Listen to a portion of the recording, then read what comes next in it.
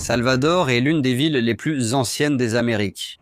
Fondée en 1549, elle fut la première capitale du Brésil et conserve encore aujourd'hui des traces vivantes de l'histoire coloniale, de la culture africaine et de la musique qui a conquis le monde. Avec plus de 2,4 millions d'habitants, Salvador n'est pas seulement un pôle touristique. C'est aussi le plus grand centre urbain du nord-est brésilien, où tradition et modernité se mêlent à chaque coin de rue. Quant à Feira de Santana, située à environ 100 km de la capitale, elle est connue comme le plus grand carrefour routier du nord et du nord-est. Avec une population de plus de 600 000 habitants, la ville est l'un des moteurs économiques de Bahia, avec une forte présence dans le commerce, l'industrie et la logistique nationale. Son nom trouve son origine dans les foires aux bestiaux du XVIIIe siècle, qui ont stimulé la croissance urbaine de la région. Ces deux villes, séparées par un peu plus d'une heure de route, concentrent ensemble plus de 4 millions de personnes dans leur région métropolitaine. Chaque jour, des milliers de travailleurs, d'étudiants et de routiers parcourent ce trajet par la BR 324, l'une des routes les plus encombrées et dangereuses de l'État. Mais cette réalité est sur le point de changer, avec un projet qui promet de réduire de moitié le temps de ce trajet en offrant confort, sécurité et efficacité, à bord d'un train moderne, durable et qui va relier les principales régions de Bahia. C'est l'objectif du nouveau train intercité Salvador à Feira de Santana, dont on parle beaucoup et qui promet de révolutionner la mobilité entre ces deux villes de Bahia.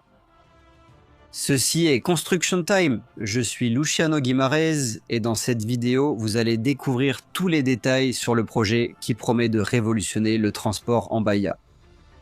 La liaison entre Salvador et Feira de Santana est l'une des plus fréquentées de l'état de Bahia, et sans exagérer, de tout le nord-est. Chaque jour, plus de 40 000 véhicules circulent sur la BR 324, la principale autoroute entre les deux villes. Ce sont des voitures particulières, des bus interurbains, des camions de marchandises et même des véhicules effectuant de longs trajets, traversant l'État d'un bout à l'autre. Le résultat ?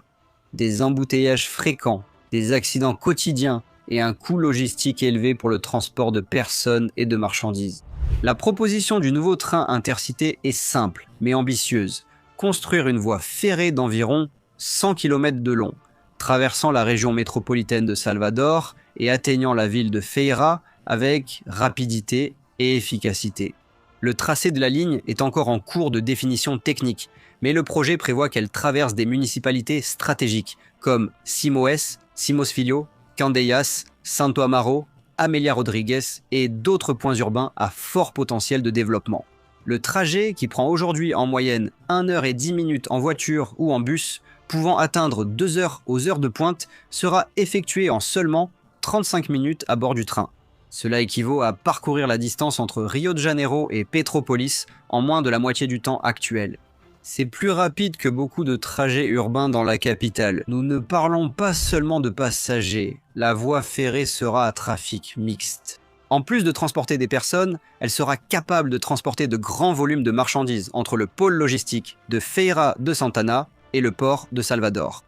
Des produits industriels, agricoles, des carburants, des métaux de construction et des biens de consommation pourront circuler de manière plus économique, sûre et écologique.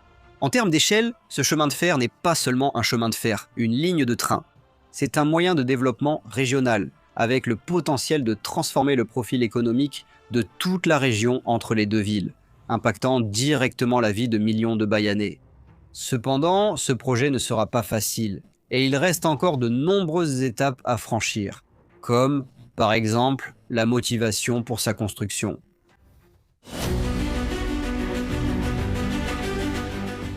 La proposition d'une voie ferrée entre Salvador et Feira de Santana a pris de l'ampleur à partir de 2023 lorsque l'entreprise CCR Metro Bahia a manifesté son intérêt pour réaliser des études afin de rendre le projet viable. L'idée initiale était de créer un train interurbain via un partenariat public-privé axé sur les passagers et, à terme, le transport de marchandises. En 2024, le projet a encore progressé. Le gouvernement fédéral, via le ministère des Transports, l'a directement pris en charge. Le changement est intervenu après que l'entreprise TIC Bahia Ltda a officiellement déposé une demande d'autorisation auprès de la NTT, l'Agence nationale des transports terrestres. ce qui permet la construction sans qu'un appel d'offres soit nécessaire grâce au modèle d'autorisation ferroviaire. Le gouvernement de l'État a soutenu le transfert, reconnaissant la complexité et l'impact du projet à l'échelle nationale. La motivation pour accélérer la construction du chemin de fer est claire. La BR 324, l'autoroute qui relie les deux villes, est saturée. Le flux intense de véhicules provoque des retards, des accidents et une augmentation des coûts logistiques. De plus, Salvador et Feira de Santana forment déjà, en pratique, un corridor urbain et économique qui exige de nouvelles solutions de mobilité. Selon le ministre des Transports, Renan Filho, le gouvernement considère le chemin de fer comme un moyen de stimuler le développement régional, de désengorger la circulation et de réduire la dépendance au mode routier. Le projet est également aligné sur le nouveau programme national d'investissement dans l'infrastructure logistique, qui vise à étendre le réseau ferroviaire brésilien, en mettant l'accent sur l'efficacité et la durabilité.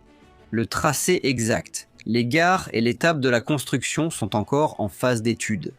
Mais l'attente, selon les propres techniciens de la NTT, est que les premiers résultats commencent déjà à être visibles dans les prochaines années. Mais pour mieux comprendre, nous pouvons observer comment le projet et ses étapes se présentent actuellement.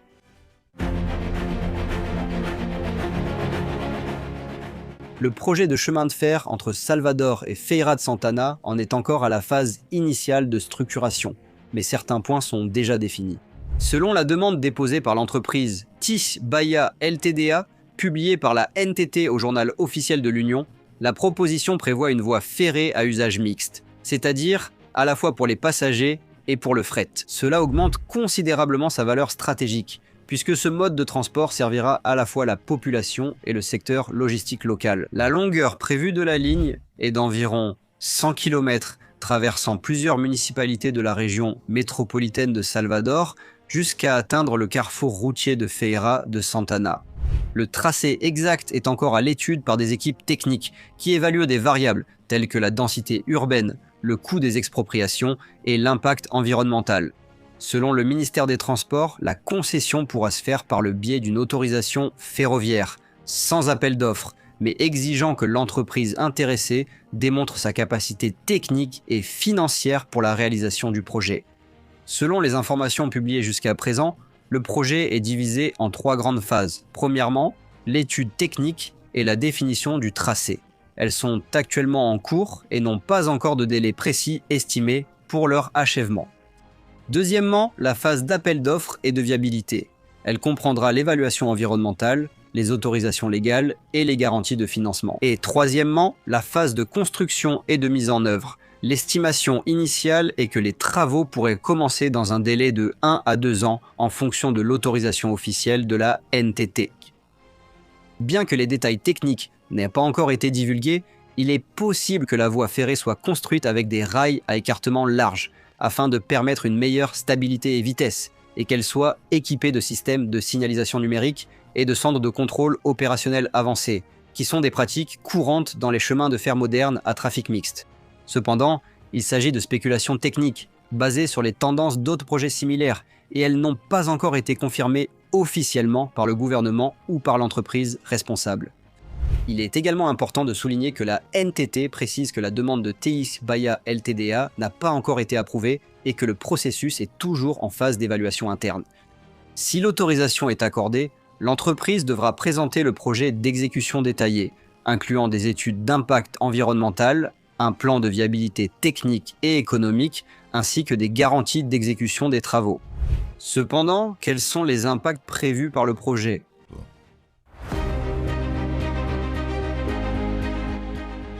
Les impacts économiques de cette voie ferrée devraient générer des milliers d'emplois directs et indirects pendant sa construction et son exploitation.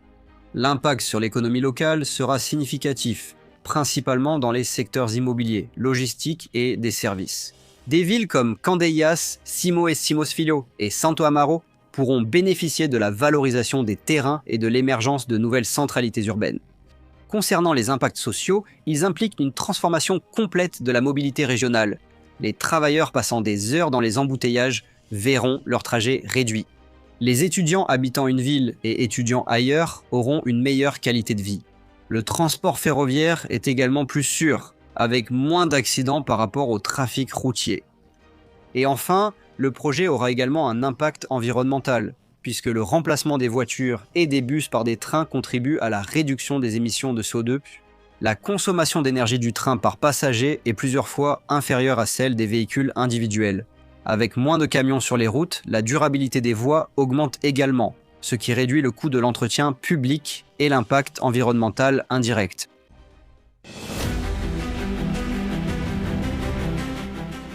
En 2025, on attend la conclusion de l'étude technique du TIC Bahia et l'autorisation définitive de la NTT. À partir de là, commence la phase de recherche d'investissement, de délivrance des licences environnementales et le début de la construction, prévu pour les 2 prochaines années. De plus, on discute déjà de la possibilité d'étendre la ligne pour connecter Feira de Santana à des villes comme Alagoinhas, Cruz das Almas et, à l'avenir, même Vitória da Conquista, formant ainsi un corridor ferroviaire intermunicipal intégré. Le succès du projet peut servir d'exemple à d'autres États brésiliens, comme Pernambuco, Ceará et Goiás, qui étudient des alternatives ferroviaires pour les passagers. La reprise du transport ferroviaire de passagers au Brésil prend de plus en plus de place dans le débat public, et Bahia pourrait être pionnière dans ce mouvement national. Le train entre Salvador et Feira de Santana n'est pas seulement un projet de transport, c'est une réponse concrète aux problèmes de mobilité urbaine, à la croissance désordonnée et à la nécessité d'un modèle de déplacement plus durable au Brésil. Il représente la renaissance de la culture ferroviaire nationale avec ce qu'il y a de plus moderne en matière de technologie et de vision d'avenir. S'il est mis en œuvre avec succès, ce train ne réduira pas seulement les distances géographiques, mais aussi les distances sociales, économiques et environnementales. Ce qui semblait autrefois n'être qu'un rêve est de plus en plus proche de devenir réalité sur les rails. Merci d'avoir regardé cette vidéo jusqu'ici. Ce serait vraiment merveilleux que l'État de Bahia reçoive cette voie ferrée, n'est-ce pas? Laissez votre avis dans les commentaires à propos de ce projet. Pensez-vous qu'elle sera réalisée le plus rapidement possible, ou faudra-t-il attendre encore quelques années pour que cela se produise? Je vais m'arrêter ici. Je vous embrasse fort et à bientôt pour la prochaine vidéo.